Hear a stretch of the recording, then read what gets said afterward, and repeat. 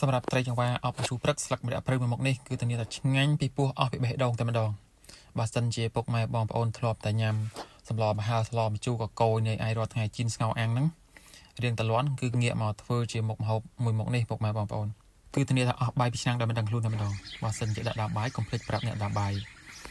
ឲ្យថែមកផងបើអញ្ចឹងទេប្រកាសជាអស់កដាលទីហើយតោះបងប្អូនអរគ្នាមកមើលពីការនេសាទត្រីចង្វារបស់ខ្ញុំបាទវិញម្ដងនេះសិតតានេសាទទីណាណៃទៀតស្រុកខ្ញុំគេហៅថានេសាទដែរពុកម៉ែបងប្អូនសម្រាប់វិធីដាក់មងទៅត្រីចង្វាបែបនេះបន្ទាប់ពីយើងដាក់មងបានចប់សពគ្រប់ហើយគឺយើងងាកមកមើលបន្លែរបស់យើងទៅ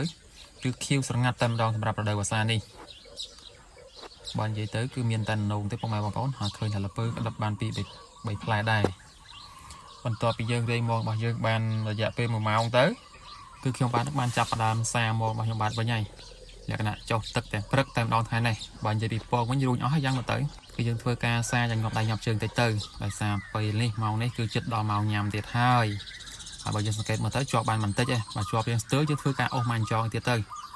ម្ដងនេះគឺយកទាំងអស់ហើយទាំងត្រីតូចត្រីធំបាទនិយាយលេងទៅថ្ងៃនេះត្រីប្រារៀងធំគាត់យកដែរបលែងវិញទុកឲ្យធំញ៉ាំថ្ងៃក្រោយចំណែកកូនត្រីតូចឡាត់នេះ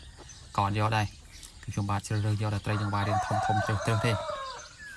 ដូចតែបានឃើញអញ្ចឹងគឺខ្ញុំបានជ្រើសរើសជាត្រីចង្វាសុទ្ធតែម្ដងបងប្អូនលក្ខណៈថាយកមកអប់ជាមួយនឹងស្លឹកម្ជូរព្រឹកបោកជាមួយស្លឹកម្រះព្រៅនេះ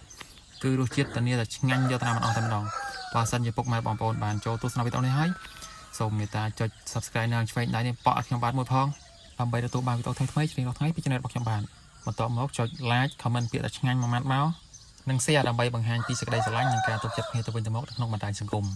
បន្ទាប់ពីបានត្រីចង្វារបស់យើងបានចប់សពគ្រប់ហើយគឺខ្ញុំបាទមិនបង្អង់យូរឡើយក៏ធ្វើដំណើរទៅបេះគ្រឿងវិញម្ដង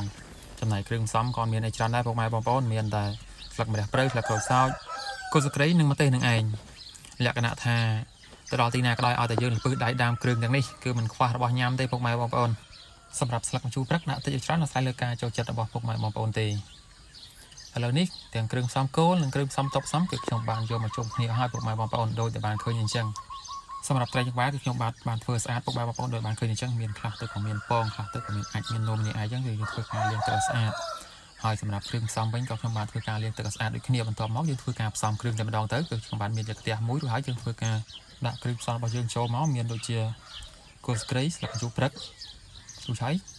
យើងចាក់ត្រីចង្វារបស់យើងចូលផ្សំគ្រឿងទេសនោះមានដូចជាអំបិលស្ករសប៊ីចេងខ្ទឹមសម្ទេសនិងទឹកប្រហុកដាក់តិចច្រើនអាស្រ័យលើការចូលចិត្តព្រមទាំងស្លឹកក្រូចសើចនិងស្លឹកម្រះព្រៅដើម្បីបង្កើននៃមុខម្ហូបរបស់យើងគឺកាន់តែមានឲ្យជ្រោះតែម្ដងរួចហើយយើងធ្វើការដាក់ទឹកមិនតិចទៅគ្របមួយរំពុះហើយក្នុងមួយរំពុះនេះមិនយូរប្រហែលទេពុកម៉ែបងប្អូនប្រហែលជាខ្ទង់5នាទីទៅ7នាទីប៉ុណ្ណោះធ្វើឲ្យត្រីអប់ព្រះព្រៅរបស់យើងខ្ញុំគឺមានក្លិនកាន់តែឈ្ងុយលក្ខណៈជះពេញភូមិតែម្ដងហើយមើលទៅទឹកពុះក្រូចនេះគឺមើលទៅទំនងគួរចង់ទទួលទានតែម្ដងដូចខ្ញុំបានចាប់យកពីខាងដើមនេះអញ្ចឹងបើសិនជាធ្វើមុខម្ហូបនេះហើយកុំភ្លេចថែមបាយផងបើសិនជាមិនថែមបាយប្រកាសជាអស់បាយកណ្ដាលទីហើយមិនថែមតែប៉ុណ្ណោះត្រីចង្វាអប់ម្ជូរព្រឹកស្លឹកម្រះព្រៅដែរគឺយើងអាចយកធ្វើជើងខ្លែងក៏បានដែរបើសិនជាមានជាឬក៏ឡាប់យាយនេះឯងពុកម៉ែបងប្អូនជុំគ្នារៀនដៅជុំបិណ្ឌខាងមុខនេះគឺដឹងតែអេមស្រែមតែម្ដងហើយវីដេអូធ្វើជាមុខម្ហូបត្រីចង្វាអប់ម្ជូរព្រឹកបូកស្លឹកម្រះព្រៅដែរគឺមានតែប៉ុណ្្នឹងទេពុកម៉ែបងប្អូនអរគុណច្រើនជម្រាបលាជួបគ្នាវីដេអូក្រោយៗទៀត